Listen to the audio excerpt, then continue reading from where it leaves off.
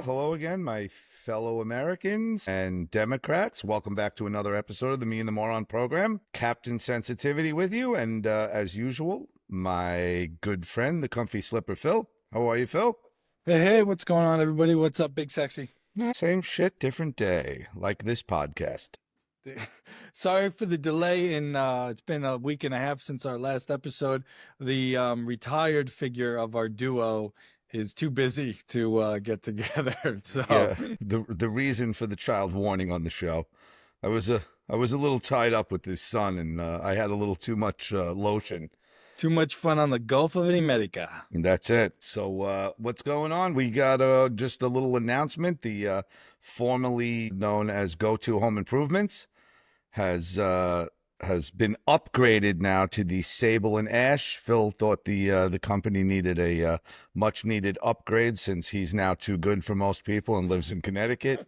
Go-To Home Improvements was way too Long Island for him. So, you know, same great craftsmanship, different name, new look. So if you guys need anything, reach out to Sable and Ash. That's right. I did the change mostly because I was tired of explaining and spelling our old company name to everybody. So now with that change, and I wanted to get rid of the word home improvements and switch to construction because we've been doing some commercial work. So all in all, I think it looks good, feels good, it's sexy. So tell your friends, tell your neighbors, we're more expensive now, and Correct. because we look like it. Phil's trying to corner the market in areas in Connecticut where there's not a Home Depot or a Lowe's because these people have nothing to do but throw money at people. That's right. That's exactly right. So, and you have to have a logo that, you know, fits that.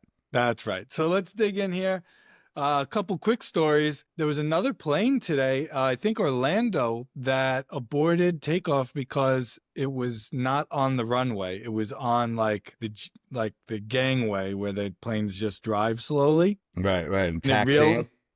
realized it halfway through. And this is not the first incident in the last couple months with planes going down, fires, and all this issue. So what do you think is the sudden cause of all this? And does it have anything to do with Trump gutting the FAA? I don't believe it does. Most of those appointments in the FAA were DEI appointments anyway, which really had no business being there to begin with the didn't earn it employees. I don't know. Yeah, it is crazy. It's absolutely crazy, though, with the amount of, you know, issues that are going on with the airlines. We were just talking earlier about a plane. I'm going to say it's not a U.S. plane. I didn't read too far into it, but a plane apparently with 75 people on it went down. All 75 people died. The pilot apparently had his children in the cockpit from the story that I was reading, and caused some kind of issues on the plane, and it went down, and everyone on the plane is dead. I mean, rest in peace and everything, but, you know. So you get what you get. When Biden was in office, Mayor Pete Buttigieg was in charge of transportation, the transportation secretary, and there was a couple of train derailments and crashes, and all you saw on Fox News was how inept he was at his job, how these train derailments were all his fault, how he didn't understand the job and what he was doing. So now we have planes falling out of the sky. And who's the current, you know, the head of the transportation department? Do we know his name or her name? I could find out in one brief second. Honestly, I don't know. I really don't know. Sean Duffy serves as the United States Secretary of Transportation under Donald Trump. He's a former Republican congressman from Wisconsin and Fox Business host, of course. Does he? But is the transportation person, is that the head of the FAA also? No. So that would be person's above the FAA. Okay. I don't know who's running the FAA with the planes going down, though. So it's just, my point is, if this was under Biden's watch, it's all you would hear from Fox News.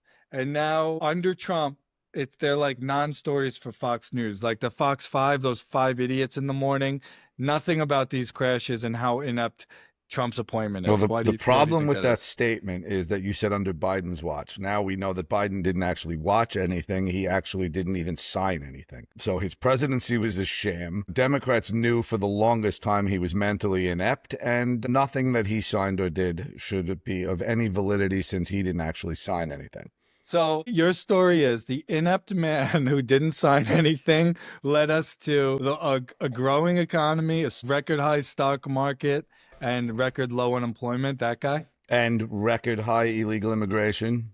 That Okay, you guy. can't win them all. Record Can't win high them all. crime. Can't. Nah, Yes. crime's down. No. Statistically, crime's down. No. Murder is way up in the United States under Stop Biden. it. You're Under Biden. murdering facts, maybe, yes, but that's about it. So, yeah, I don't know. I don't know what's going on with the whole plane thing. I mean, it's just bizarre to me. I mean, he didn't fire pilots. I don't understand, like, what's going on. Why planes are continually going down. It just makes no sense to me. So, None whatsoever. I don't know. I don't know the first thing about it.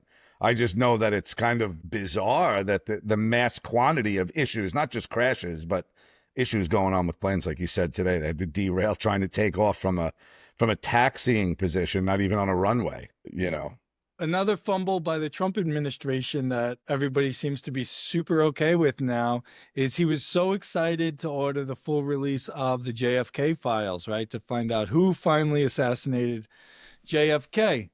So now this 2025 release, which happened, I guess, a week or two ago. I think it was just a couple of days ago. Oh, yeah. Okay, they just released the rest of it, or whatever, the next 1,250 pages. They didn't redact any information, so they just released the name, address, and social security number of hundreds of personnel raising serious security and privacy concerns. I think it's something like 1,250 pages. That's part 2. I mean, how many pages could be involved into who killed a guy? I don't understand. The first time they released it was 1,000 pages. Now it's another 1,250 pages. So far, we're into 2,250 pages of material that was released. No one knows who killed JFK still. If this happened, again, under Biden, Fox News all day would have headlines like, does Joe Biden want your bank information on TikTok? And it would just be all you hear about. But this is the second time the administration has released personal information. This is the social security numbers now of these citizens. And earlier in his administration, along with the 800 other companies they deal with that have their social security information already, he released the names and identities of undercover CIA agents. Just why are they so? Because of the method that they're doing everything with just a chainsaw, slashes, they're having a fire sale. Things mistakes are happening that are dangerous to our population. Why is this okay with everybody? I don't know if it's dangerous. There's no information that was released that you couldn't find in 2 seconds. Literally. What's dangerous about releasing undercover CIA agents' names? This is all information that you could find. People's social security numbers? Yes. I could find people's social security numbers. Sure. Call their doctor. He has them. Their bank has them. Their mortgage company has them. There's 8,000 people that have Phil's social security number. We just don't want Elon to have them. So now anyone affiliated with Trump. Well, he made them, not Elon, public. It's public now. Everybody has them. They're all dead. So now he's saying he told the agency that handles social security numbers to give them new social security numbers. Are you kidding me? The Social Security Administration? Yeah. It's a nightmare. Everything this guy does is a fucking nightmare and is a sloppy Everything he does is gold. It's gold. No, nothing's all-time high in gold. Plastic. It's 34 plastic. states are now you can say thank you, President Trump. 34 states have gas now under $2.80 a gallon. Thank you, President Trump. Lowest since 2020. It's 4 years. You could say it. It's okay. Thank you, President Trump. Gold is at an all-time high. Thank you, President Trump. The stock market took a huge bounce back this week. Thank you, President Trump. And back from its own losses. Yeah, but bouncing back quickly. Gold at an all-time high. Had you been smart enough to invest in gold, you'd be loaded right now. Yeah, it's like Pat Sajak's going to sell us gold again on commercials. That's great. Fucking great. That's the Trump economy. It's doing great right now. Selling gold coins. It's doing great. And the jobs market in the first quarter of Trump's administration is up larger in one quarter than at any time in the last 4 years. That's not true. One quarter. That's not one true. Quarter. Yes, it is. No way. The job market is up in the first quarter larger than any quarter of the last 4 years. I'm going to fact check you right now live on air. Do it. What do you want me to how do you want me to word this so you don't say the job market? Look at the jobs report. Job report numbers for first quarter. for the first quarter, if I could spell quarter, under Trump, Is up, way up higher than anything under Biden. True or false? in the first quarter of any Boom. So, you're only comparing first quarters to first well, it's quarters? the first quarter of the year, and he's up huge. All right, here we go. Okay, this is proven to be false. That's not false. First quarter of 2021, the U.S. economy added approximately 8.2 million jobs. No, that's an outright lie. That was, you cannot count, and we went over this 100 times. Congress argued this. You can't count adding jobs that you took away for some fake virus and then allowed people to go back to their existing jobs. That's not adding jobs. In the first quarter of this year, he only increased jobs by 151,000, and you think that's no, that's 1 month, 151,000. It's 1 month. February, yeah. You think that's a lot? For 1 month, yeah. Okay. 150,000 new Americans are employed in the month of February. Highest month of job reports. I'm going to fact check you live right here with AI. With AI. Oh, and you could say thank you also. Egg prices are down over $1.80 a dozen. Thank you, President Trump.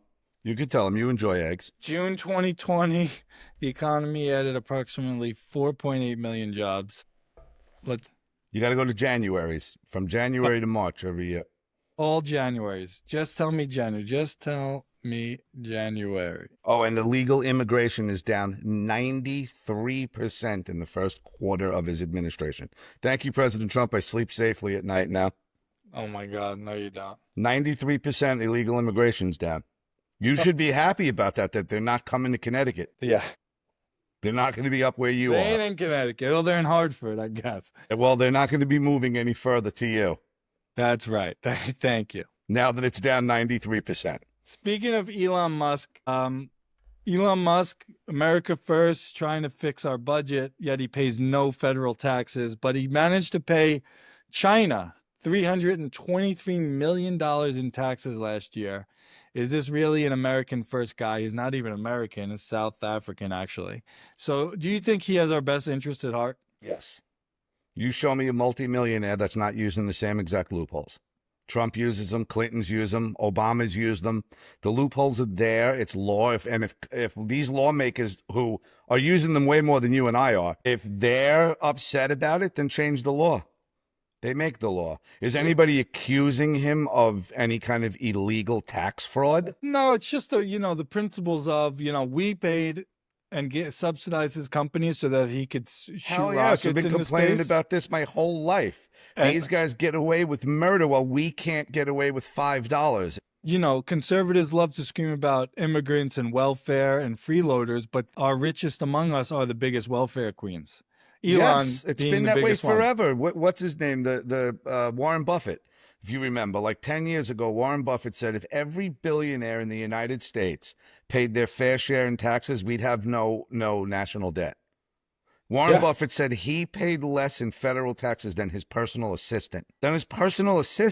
Yeah. That's just the tax law. I mean, change it. Trump said that in the debate in 2016 with Clinton, when Clinton accused him on stage during the debate of using these loopholes, and Trump, right in front of the whole crowd at the debate, said, "You're damn right I used them. So do you, and so does every person that you know. If you're not using them, you're an idiot." I mean, if you had a way around paying taxes, you would too. Try every day. Right. I mean, it's just, I agree with you that listen, Elon should be paying more taxes than anybody. He's the richest guy in the world. But all of these people, including the politicians who pretend in front of the cameras to complain about this while they're using the same loopholes. All of them. You think if like a Nancy Pelosi, who's worth $250 million, she's paying her fair share in taxes every year? Well, she's Not the a greatest chance. stock trader in world history. Yeah. Well, I think AOC just put a bill forward again to ban Congress people from buying and selling stocks. They shouldn't be allowed. Should not Never be going to allowed. pass. Dead on arrival. No, because on both sides, they're in on it. All of them. But there are some Congress people trying to do the right thing, and Yeah. she's one of them. And you guys label her off as Let me crazy. tell you something. You mark my words. If she keeps pushing this incident, you watch the story that we're going to read of what happens to her. She was found overdosed or dead, or a car drove off the road. Or believe me, I put nothing past politicians, especially extremely powerful politicians. She needs to pipe down and stop pushing the wrong buttons before she suicides herself. You know what I love about her? She gets on Her bartending? She went to Stanford, by the way. Okay. Yeah, her bartending They won't skills. even let you read the directory at Stanford. She could also eat corn on the cob through a picket fence.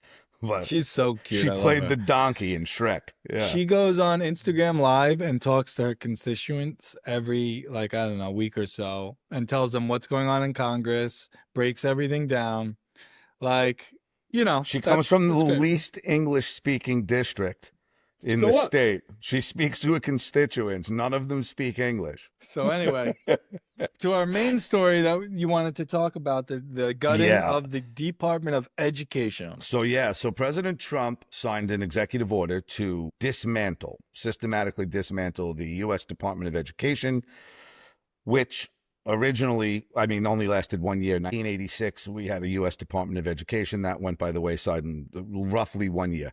Then 1979, the worst president in American history, Jimmy Carter, thank God he's gone. He signed a bill signed into law starting the U.S. Department of Education, which started in 1980, which basically the U.S.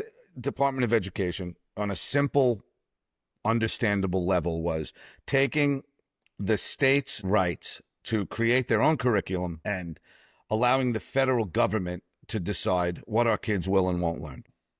Now Trump wants to put it back in the states' hands. Let each state decide what their curriculum's going to be, and that the federal government should not have to subsidize these schools any longer. See, that's the part that I 100% agree with. I have for years also, when my kids were in school, about the federal government telling our teachers what they should teach our kids.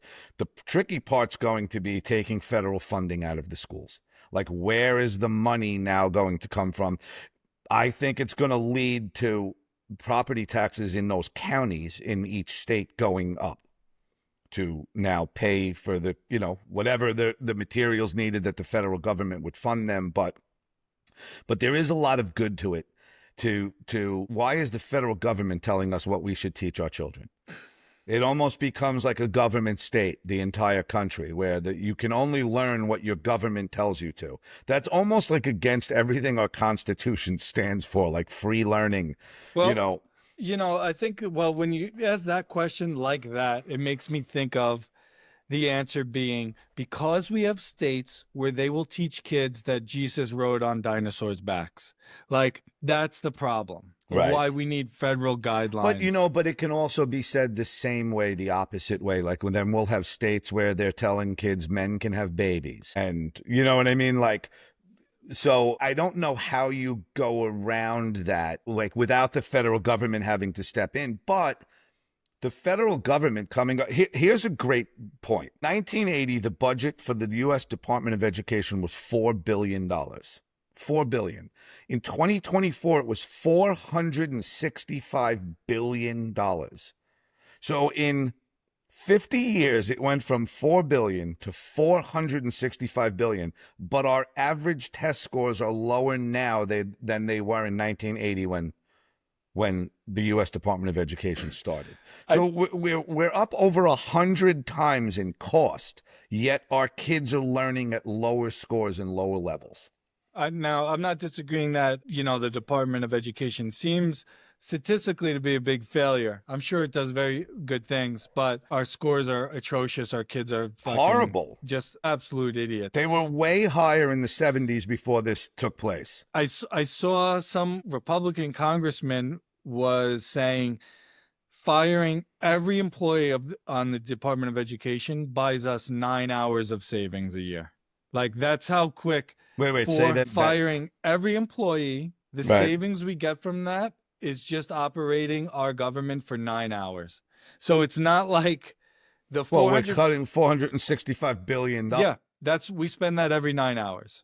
That's what Right, he's right, saying. right. Oh, I got you. I see So what he's he's saying like, now. Right. so be careful what we're cutting because it's not might not be worth the savings that you think it is. Like it Right. sounds like, oh, I'm cutting $400 billion, but for our economy, that's really not that much. But let me ask you this. Do you think it's a good thing in the sense of live where you choose to have your kids learn what you choose they learn? So in other words, like you had said, you'll have states where they're teaching their kids that Jesus did this. On the other hand, if you're one of these progressive parents, you want to live in a state where they teach your kids that men can have babies and that there's no such thing as genders and things like that, then be my guest. Go there. I don't- Trump is saying that the government should have no hand in this. You're really comparing one science-based thing versus another science-based thing, right? So I'm just using that as an example, that- saying like you should now, they you wouldn't can now. say women have babies. They would say a man who identifies as a woman, you know. But no, but what a I woman mean who is, identifies as a man could have a baby. but what I mean is that you won't have the parents arguing like, well, that shouldn't be taught in our schools. The federal government shouldn't allow it. If the federal government isn't involved, and then that person says, this is what they're teaching in our school in New York, well, then go to a school in Georgia. They don't teach that. They teach the opposite. You got to move your family across the country to find proper education. But people, well, that's how it was for the longest time. That's why we left the city in the 60s. My parents, we moved out to Long Island. My mother said because the school districts were different. Right. They taught a different You went, curriculum. They taught, you know. City to Long Island, two different things. You know, Well, yeah, but there was no Department of Education at the time. So Long Island taught a different curriculum than they taught in the city. I'm going to guess that the best schools in the country are in blue states. Do you know that to be true or not? I'm going to look Public it up right school, now. I have no idea. I don't know what the public school rankings are. I know one of them in Long Island is like number one, I think. Jericho or something is like the number one public school district. We have a bunch in the top 10. Top 50 public schools in America. Let me see. Okay, let me see if there are any red states here. Oh, okay. We got North Carolina School of Science and Mathematics in Carolina. Then we got number 2, New Jersey. What's Arizona. number one? Number 1 is the North Carolina. Oh, okay. Yeah. Okay. I'm going to go down the list. Okay. Then we got New Jersey, Arizona. Those are STEM schools, all of them. Indiana, New York, Virginia, Massachusetts, Illinois, New York. Those are the top 10.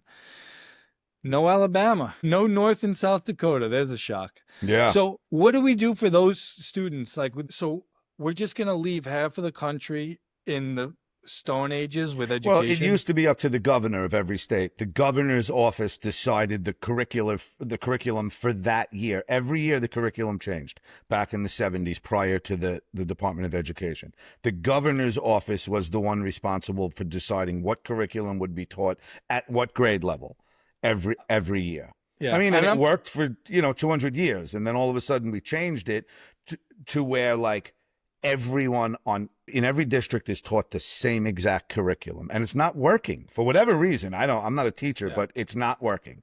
Yeah. Well, I do think shrinking it down and like making it a lean, mean fighting machine might be a good idea as opposed to dismantling it. But based on our the kids' test scores, absolutely atrocious.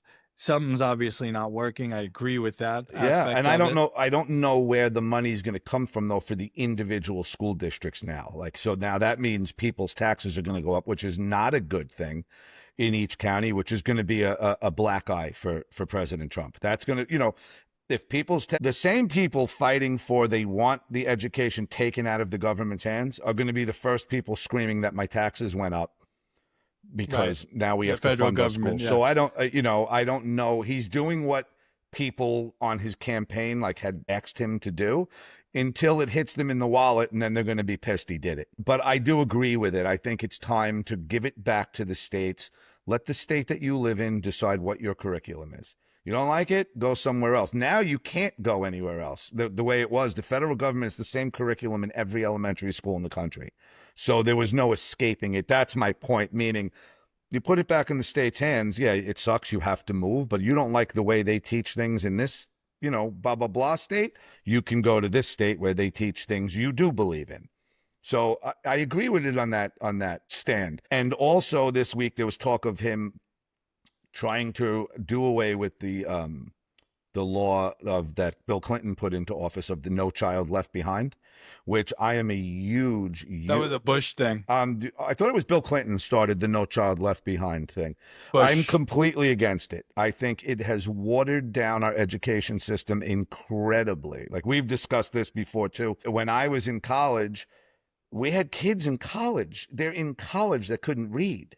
Yeah. Couldn't read. How'd you get out of high school? That's with these No Child Left Behind laws, which Trump is talking about doing away with too, signing an executive order to do away with that. We've basically told kids in America, you're not smart enough to pass this test, which our government or whatever sees fit as this is the landing spot you have to reach, or you can't do that. Well, we'll lower the landing spot so you can. This is why our kids are in college and can't read. This is why we're, 67th in the world in overall education. I mean, that it's awful. I think that plays a huge hand in it, that No Child Left Behind. And we've talked about this before. We need to get back to an education system that isn't this cookie cutter, all, one size fits all thing. Because there are kids that need to work with their hands. Yes. We need skilled trades people. These Yes. aren't dumb kids. These are kids that just can't sit still at a desk. I was one of them. I did terrible in school, Yeah. So it's like we need. And then you go on and you're a hell of a carpenter who can build you a house, but I couldn't sit still to learn, trigonometry in a classroom. There's nothing wrong with that. I'm all for bring the trades back. Let these kids go to wood shop, metal shop, auto shop, bring back BOCES. The world will always need people to work with their hands. Always. 100%. And then we got so far away from that now with this. Every single kid has to go to college. That all falls under that same thing. As soon as that No Child Left Behind thing started, suddenly everybody was a college material guy. It's not. You're not, dude. If you can't read, you don't belong in college. It's that simple. You can't read, you're not college material. This is one of the, segue into one small topic we'll end on. I feel like America peaked probably, I don't know, 15 years ago, maybe 20 years. I think even longer. I would say late 80s, early 90s. Education-wise, you're talking about. Just country-wise. Right. We're no longer on top of almost anything. Nothing. And we had except a great number run. of incarcerated citizens per capita.